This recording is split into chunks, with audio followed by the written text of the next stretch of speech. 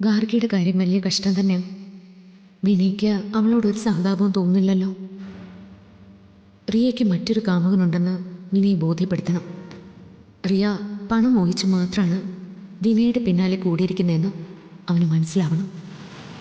അതുപോലെ തന്നെ എത്രയും പെട്ടെന്ന് സ്വത്തുക്കൾ തിരികെ വീണ്ടെടുത്ത് വിശാൽ സാറിനെയും കൂട്ടി വീട്ടിലേക്ക് ചെല്ലണം.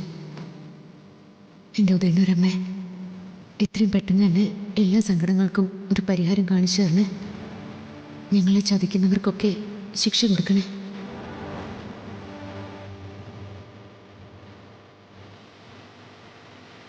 പാർവതി,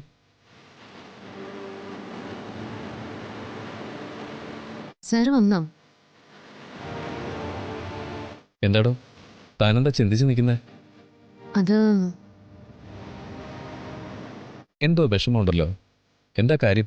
സാർ, ഞാനിന്ന് ക്ഷേത്രത്തിൽ പോകുന്ന നേരത്ത് വഴിക്ക് വെച്ച് യാദൃശ്ചികമായിട്ട് ഗാർഗിയെ കണ്ടിരുന്നു.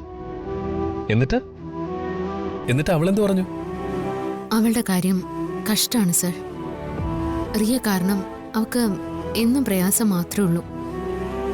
വിനയാണെങ്കിൽ അവളെ തീർത്തും അവഗണിക്കുമോ? അവള് പറഞ്ഞത് കേട്ടിട്ട് അവള് മരിച്ചുപോയാലും അത്രയും നല്ലതാണെന്നുള്ള മാനസികാവസ്ഥയില്ല വിനയ്. അവള് ചത്ത അതോടെ അവളുടെ ശല്യം ഒഴിഞ്ഞു കിട്ടുമല്ലോ. ഇല്ലെങ്കിൽ ഗാർഗി ഡിവോഴ്സിന് തയ്യാറാവണം. ഗാർഗിയോട് ഡിവോഴ്സ് ചെയ്തിട്ട് വേറെ വിവാഹം കഴിക്കാനാ വിനയ് ആവശ്യപ്പെടുന്നത്. അവള് ഈ സങ്കടങ്ങൾ മുഴുവനും എന്നോട് പറഞ്ഞു സർ. സർ, ഞാനിപ്പോ അതാ ആലോചിച്ചുകൊണ്ടിരുന്നത്. വിനയ് എത്ര ഉപദേശിച്ചിട്ടും അവൻ നന്നാവുന്നില്ലല്ലോ. പണ്ടൊക്കെ ഞാൻ എന്ത് പറഞ്ഞാലും അവൻ അനുസരിക്കുമായിരുന്നു. എത്ര നല്ല സ്വഭാവമുള്ളവനായിരുന്നു അവൻ. ബിസിനസ് രംഗത്ത് എന്നെക്കാളും ഉയർന്ന നിലയിൽ അവൻ എത്തുമെന്ന് ഞാൻ പ്രതീക്ഷിച്ചു. പക്ഷേ ഇപ്പം അതെല്ലാം ആകെ തകിടം മറിഞ്ഞു. ഗാർഗിയെ വിട്ട് അവൻ എന്ന് വീട്ടിൽ നിന്ന് പോയോ അതിനുശേഷം അവൻ ആളാകെ മാറിപ്പോയി. റിയ അവൻ്റെ ജീവിതത്തിലോട്ട് വന്നതോടെ എല്ലാം സമ്പൂർണ്ണമായി. ഇപ്പോൾ അവനേതോ മായാലോകത്ത്. പണം പണം എന്ന ചിന്തയാണ് അവനെ ഇപ്പോൾ അലട്ടിക്കൊണ്ടിരിക്കുന്നത്.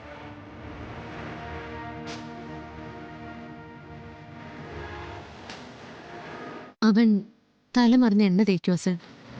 കമ്പനിയിൽ വെച്ച് അവന് സാറിനോടുള്ള പെരുമാറ്റം കാണുമ്പോൾ എനിക്കാണെങ്കിൽ വല്ലാത്ത സങ്കടവും ദേഷ്യവും തോന്നാറുണ്ട്. മുഖം അടച്ച് അവനൊന്ന് കൊടുക്കണമെന്ന് പലവട്ടം ഞാൻ ആലോചിച്ചിട്ടുണ്ട്. പക്ഷേ സാറിൻ്റെ മനസ്സെനിക്കറിയാം. ഞാൻ അവനെ തല്ലിയ സാറിന് പിന്നീട് അതൊരു വിഷമവും. അവനെ ഓർത്ത് സാറ് സങ്കടപ്പെടും. അതും ഞാൻ തന്നെയല്ലേ കാണേണ്ടത്. അതുകൊണ്ടാ ഞാൻ അവനെ ഒന്നും ചെയ്യാതിരിക്കുന്നതും.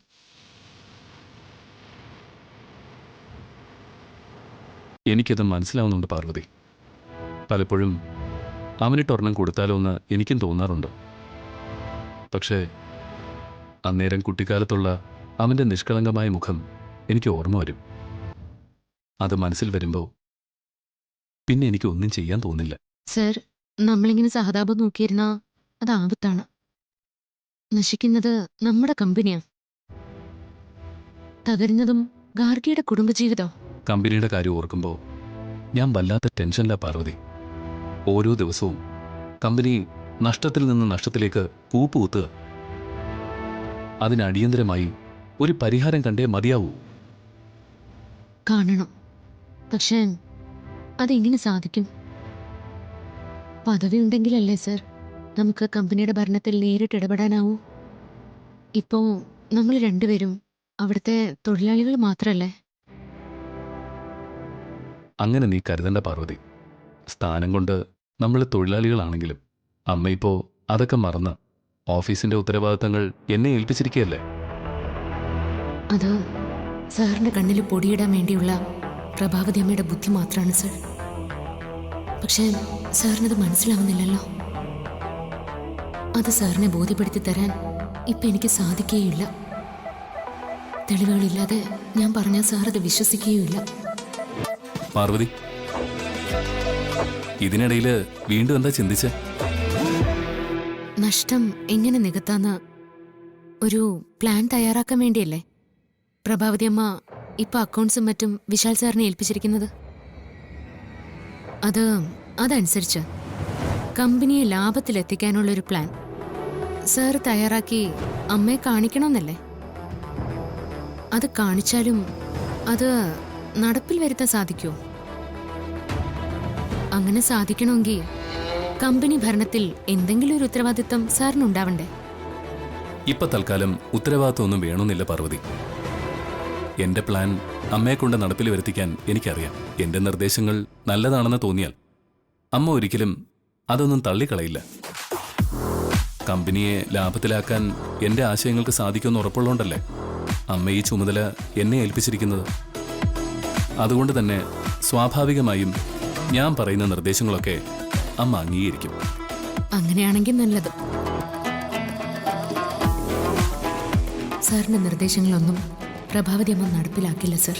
പക്ഷേ സാറ് കണ്ടെത്തുന്ന പ്ലാൻ നമ്മൾ നടപ്പിലാക്കും ഏത് വിധേനയും. വിനയെ ഒന്ന് നിയന്ത്രിക്കാൻ അമ്മയോട് പറഞ്ഞാലോ എന്നാ ഞാൻ ആലോചിക്കുന്നത്. അതുകൊണ്ട് പ്രയോജനം ഉണ്ടാവുമെന്ന് എനിക്ക് തോന്നുന്നില്ല. വിനയെ കുറ്റപ്പെടുത്തി സംസാരിക്കുന്നത് പ്രഭാവതി അമ്മയ്ക്ക് ഇഷ്ടപ്പെടാൻ സാധ്യതയില്ല. അവൻ എന്തെങ്കിലും കുറ്റപ്പെടുത്തിയാൽ അത് അമ്മയ്ക്ക് വിഷമാവും. അത് ശരിയാ. പിന്നെ വിനയെ നേർവഴിക്ക് എത്തിക്കാൻ എന്താ ഒരു മാർഗം? സർ, റിയെ വിനയുടെ ജീവിതത്തിൽ നിന്ന് ഒഴിവാക്കി വിട്ടാൽ മാത്രമേ വിനയെ നമുക്ക് നമ്മുടെ വഴിക്ക് കൊണ്ടുവരാൻ സാധിക്കൂ. അവൾ അവനോടൊപ്പം ഉള്ളിടത്തോളം വിനയെ നേർവഴിക്ക് നടത്താൻ നമ്മൾ ഇനി എത്ര ശ്രമിച്ചാലും സാധിക്കില്ല. അവളെ എങ്ങനെ ഒഴിവാക്കും? അവൾ ഇത്തൽ കണ്ണി പോലെ അവനെ മുറുക്കി പിടിച്ചിരിക്കുകയല്ലേ. അവനാണെങ്കിൽ അവളുടെ വാക്കുകളൊക്കെ വേദവാക്യവും. പിന്നെ എന്തു ചെയ്യും?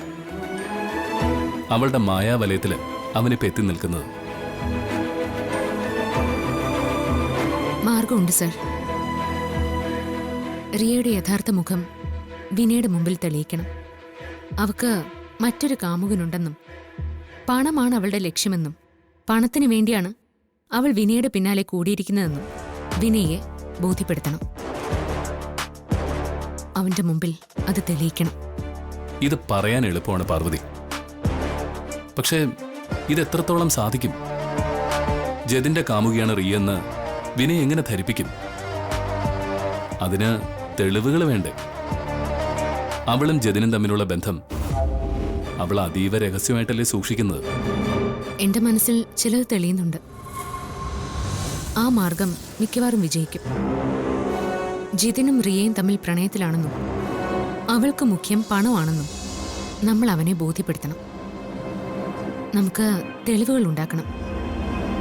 പക്ഷേ അതിന് സാർ എൻ്റെ ഒപ്പം നിൽക്കണം. അത് പ്രത്യേകിച്ച് പറയേണ്ടതുണ്ടോ പാർവതി?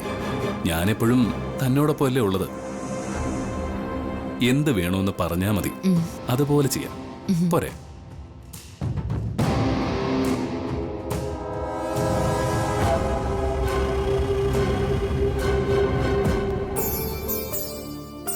വിനയ്, ഞാൻ ഇന്ന് രാവിലെ അമ്പലത്തിൽ പോയിരുന്നു. കുറച്ച് ദിവസമായി മനസ്സിന് തീരെ സുഖമില്ലായിരുന്നല്ലോ. എന്റെ ആ പ്രയാസങ്ങളെല്ലാം ദൈവത്തോട് പറഞ്ഞു. എന്റെ വിഷമങ്ങളൊക്കെ കേൾക്കാൻ വേണ്ടി ഇപ്പോ ദൈവം മാത്രമല്ലേ ഉള്ളൂ. ദൈവത്തോട് ഞാൻ എല്ലാം പറഞ്ഞു. എന്റെ വിഷമങ്ങളെല്ലാം കേട്ടു ദൈവം. എന്റെ വിഷമങ്ങൾ തിരിച്ചറിഞ്ഞു. അതിനുള്ള പരിഹാരവും പറഞ്ഞു തന്നു. ഇപ്പോ എന്റെ മനസ്സിന് നല്ല ആശ്വാസമുണ്ട്. ഇതൊക്കെ നീ ഇപ്പോ എന്തിനാണ് എന്നോട് പറയുന്നത്? വിനയെ ബുദ്ധിമുട്ടിക്കുന്ന ഒരു കാര്യവും ഞാൻ പറഞ്ഞില്ലല്ലോ. എനിക്കുണ്ടായ സന്തോഷമല്ലേ ഞാൻ പങ്കുവച്ചത്. ശരി, അത് കഴിഞ്ഞു. ദേ, ഇത് വിനയുടെ പേരിൽ ഞാൻ നടത്തിയ പുഷ്പാഞ്ജലിയുടെ പ്രസാദോ.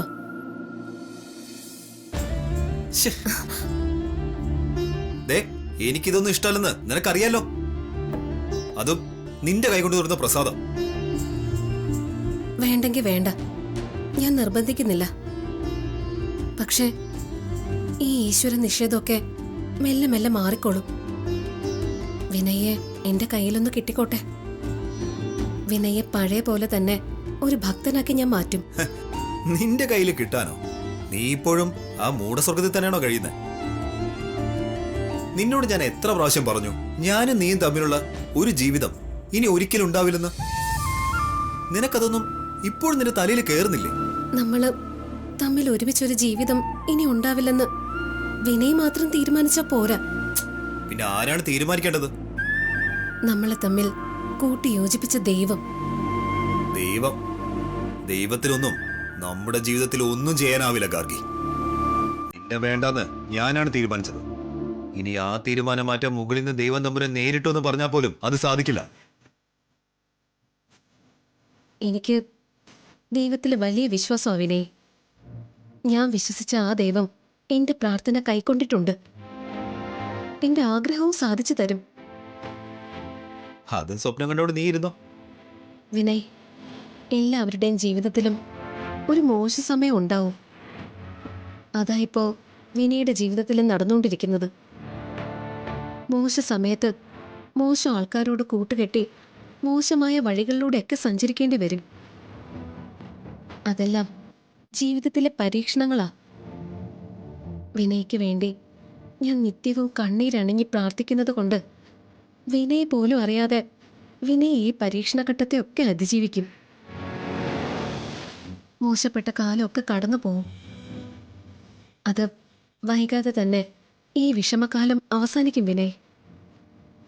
അന്ന് വിനയുടെ മുന്നിൽ പൊയ്മുഖം അണിഞ്ഞ് വിനയെ വഴിതെറ്റിച്ചവരുടെ യഥാർത്ഥ മുഖം മനസ്സിലാവും. പ്രഭാഷണം കഴിഞ്ഞോ? ഇപ്പൊ ഞാൻ എന്തു പറഞ്ഞാലും വിനയ് അത് ചെവിക്കൊള്ളാൻ തയ്യാറാവില്ല.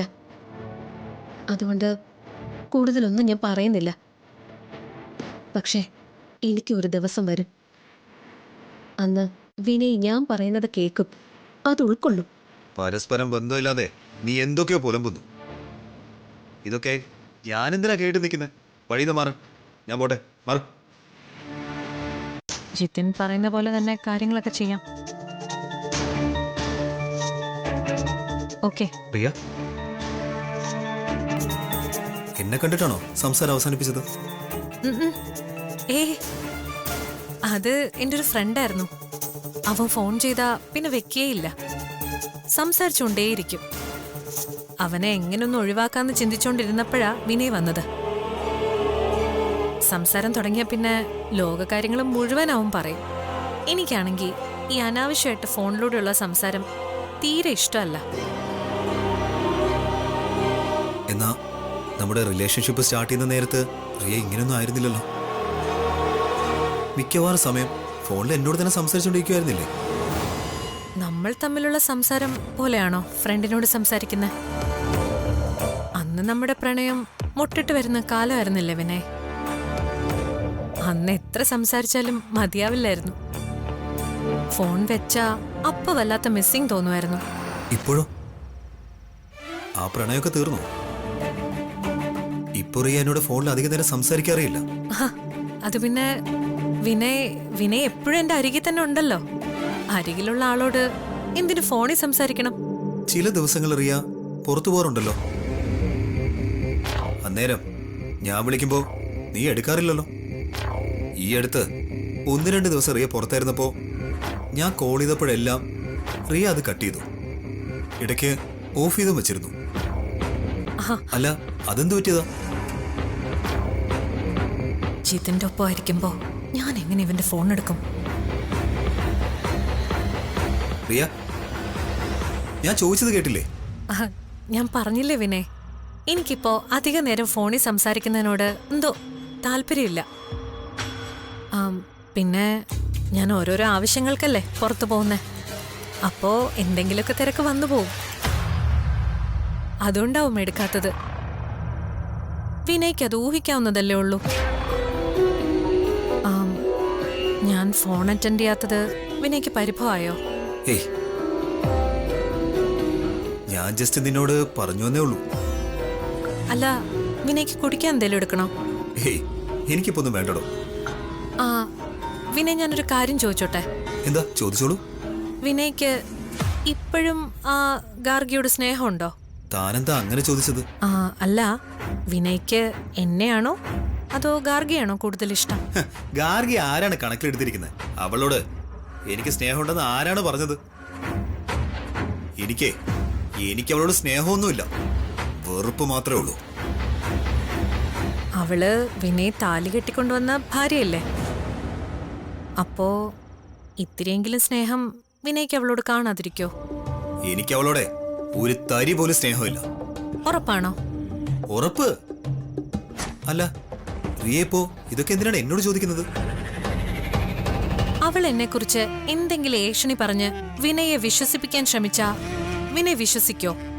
ഹേയ്, ഒരിക്കലുമില്ല. അവളുടെ വാക്കുകൾക്ക് ഞാൻ ചെവി കൊടുക്കേയില്ല. എനിക്കത് വിശ്വസിക്കാമല്ലോ അല്ലേ? അതിനെന്താ എത്ര സംശയം? വിശ്വസിക്കാം. അല്ല ഇതൊക്കെ താനെന്തിനാ ഇപ്പൊ എന്നോട് ചോദിച്ചത്? അത് വിനയ് ഗാർഗി എന്നെ വെല്ലുവിളിച്ചിരിക്കുവാ. അവൾ ഏഷണി പറഞ്ഞ് വിനയെ വിശ്വസിപ്പിച്ചിട്ട് വിനയ് വന്ന് എന്നെ ഇവിടുന്ന് ഇറക്കി വിടുന്നു. പിന്നെ അവള് പറഞ്ഞാലുടൻ ഞാനിപ്പോ അങ്ങോട്ട് വിശ്വസിക്കാൻ പോവല്ലേ? അവളെവിടെ? ഞാനൊന്ന് ചോദിക്കട്ടെ. അയ്യോ, വേണ്ട വേണ്ട, വിനയായിട്ട് അങ്ങോട്ട് പോയി ചോദിക്കണ്ട. അവളെ അങ്ങനെ വിട്ടാ ശരിയാവില്ലല്ലോ. വേണ്ട വിനയ്, ഞാൻ പറയുന്നൊന്ന് കേൾക്ക്. ഇപ്പൊ വിനയ് ഒന്നും ചോദിക്കണ്ട. വിനയ് ഒരു കാര്യം മാത്രം ചെയ്താൽ മതി. അവളായിട്ട് എന്നെക്കുറിച്ച് എന്തെങ്കിലും പറയാൻ വന്നാ അതിന് ചെവി കൊടുക്കാതിരുന്നാ മാത്രം മതി. അവളെ കാണുന്നത് തന്നെ എനിക്ക് ചതുർത്ഥിയാ, പിന്നെയാണ് അവൾക്ക് ചെവി കൊടുക്കുന്നത്. അതിനൊന്നും എന്നെ കിട്ടില്ലറിയാ. റിയ, നാളെ വൈകുന്നേരം നമുക്കൊരു പാർട്ടിക്ക് പോയാലോ? അത് നാളെ പാർട്ടിക്ക് പോകണ്ട വിനയ്. അതെന്താ? നാളെ വൈകുന്നേരത്ത് എനിക്ക് വേറെ വല്ല പ്രോഗ്രാം ഉണ്ടോ? അത് പ്രഭാവതി ആന്റി എന്നെ ഒരു ഇമ്പോർട്ടന്റ് കാര്യം ഏൽപ്പിച്ചിരിക്കുക. അതുമായിട്ട് ബന്ധപ്പെട്ട് വൈകുന്നേരം ഒരാളെ കാണാൻ പോകേണ്ടതുണ്ട്. അല്ല റിയ ആരെയാ കാണാൻ പോകുന്നത്? അത് ആരാണെന്ന് പ്രഭാവതി ആന്റിക്ക് മാത്രമേ അറിയൂ. ഞാൻ പോയിട്ട് വന്നിട്ട് എല്ലാം വിശദമായിട്ട് വിനയോട് പറയാം. ഇപ്പൊ തന്നെ നേരം വൈകി, ഞാൻ പോയി കിടക്കട്ടെ. നാളെ രാവിലെ നേരത്തെ പോകാനുള്ളതല്ലേ?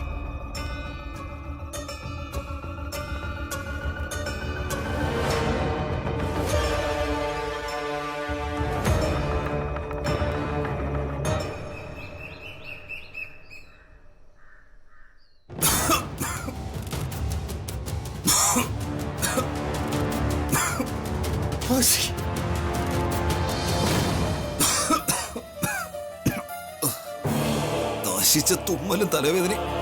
ആരും ഇല്ലേ ഇവിടെ? ഗാർഗി, ഗാർഗി, ഗാർഗി.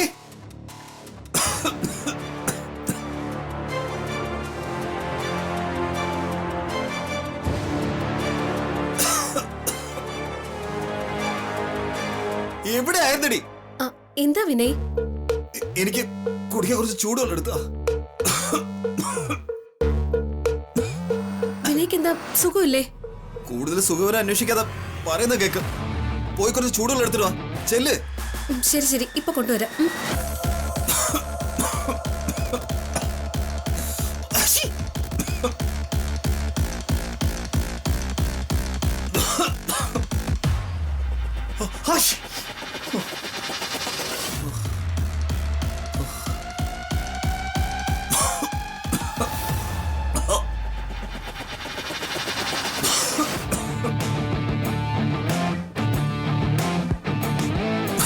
വിനയ്,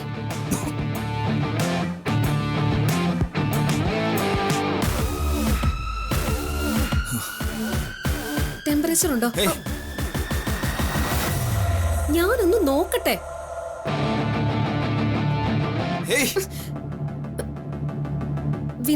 വിനയ്ക്ക് നല്ല പനിയുണ്ടല്ലോ, ഹോസ്പിറ്റലിലേക്ക് പോയാലോ? ഒന്നും വേണ്ട, എനിക്ക് ഒന്ന് കിടന്നാ മതി. മാറങ്ങോട്ട്.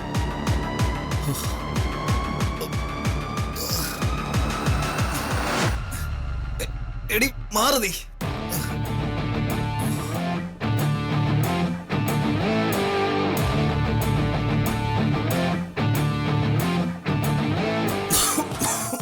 വിനയ്, ആശുപത്രിയിൽ പോവാൻ മടിയാണെങ്കിൽ വേണ്ട, ഡോക്ടറെ ഇങ്ങോട്ട് വിളിപ്പിക്കട്ടെ? അതൊന്നും വേണ്ട. വിനയ്ക്ക് ഇഷ്ടപ്പെട്ടാലും ഇല്ലെങ്കിലും ഞാൻ ഡോക്ടറെ വിളിക്കാൻ പോവുക. നല്ല ചൂടുണ്ട്, വെച്ചോണ്ടിരുന്ന ശരിയാവില്ല.